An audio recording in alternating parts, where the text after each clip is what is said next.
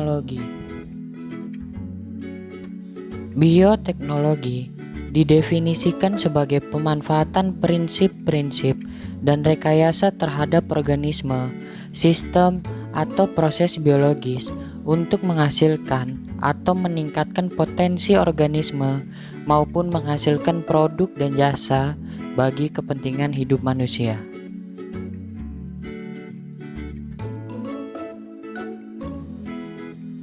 Jenis bioteknologi. Yang pertama, bioteknologi konvensional. Bioteknologi konvensional yaitu suatu penerapan bioteknologi yang sudah digunakan sejak ilmu pengetahuan belum berkembang pesat. Bioteknologi konvensional terbatas pada peran organisme melalui fermentasi dalam skala kecil dan proses pembuatannya masih sangat sederhana. Yang kedua, bioteknologi modern. Bioteknologi modern merupakan sejumlah teknik yang melibatkan manipulasi gen, sel, dan jaringan hidup secara sengaja dengan cara yang dapat diprediksi dan dikendalikan. Selanjutnya, ciri-ciri bioteknologi konvensional dan modern. Yang pertama, bioteknologi konvensional menggunakan mikroorganisme utuh secara langsung, sedangkan bioteknologi modern hanya menggunakan sebagian dari mikroorganisme. Yang kedua, teknologi dari bioteknologi konvensional itu masih sederhana, sedangkan bioteknologi modern teknologinya sudah canggih. Yang ketiga, pemanfaatan mikroorganisme terbatas apabila dari bioteknologi konvensional, sedangkan bioteknologi modern pemanfaatan mikroorganisme ditambah teknologi modern.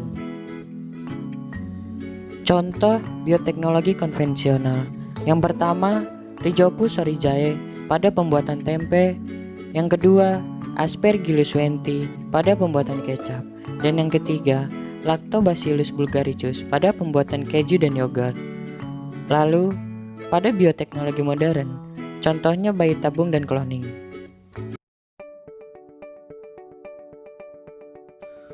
Kemudian, penerapan bioteknologi.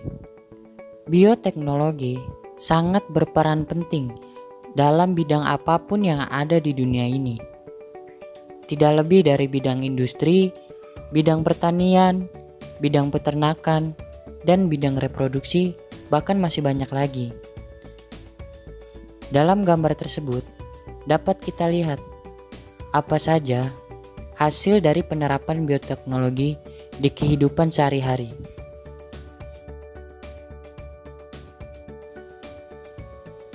Prinsip dasar bioteknologi. Yang pertama, fermentasi.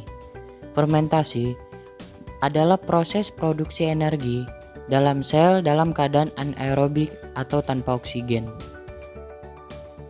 Yang kedua, seleksi dan persilangan. Proses memanipulasi DNA yang terdapat pada organisme, baik itu organisme, mikroba, atau juga tanaman, supaya organisme itu mempunyai kualitas lebih baik. Yang ketiga, analisis genetik.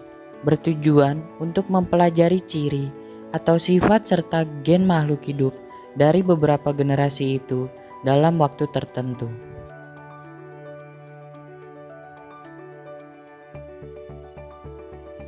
Yang keempat, kultur jaringan. Kultur jaringan adalah sebuah teknik pengembangan buatan suatu jaringan atau juga bagian dari makhluk hidup. Yang kelima, rekombinasi DNA.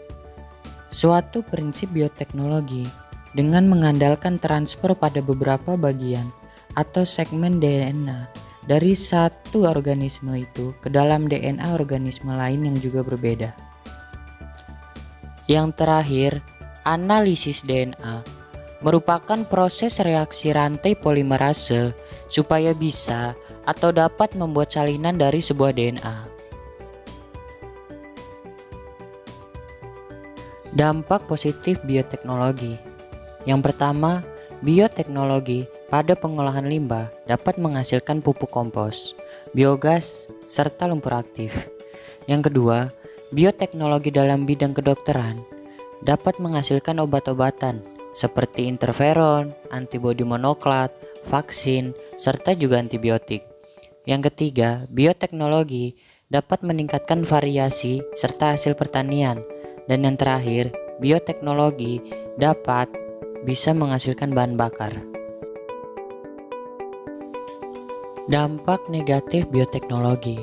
Yang pertama, menimbulkan penyakit di manusia. Yang kedua, gen-gen yang mengkode di dalam pembentukan antibiotik dapat menimbulkan reaksi alergi.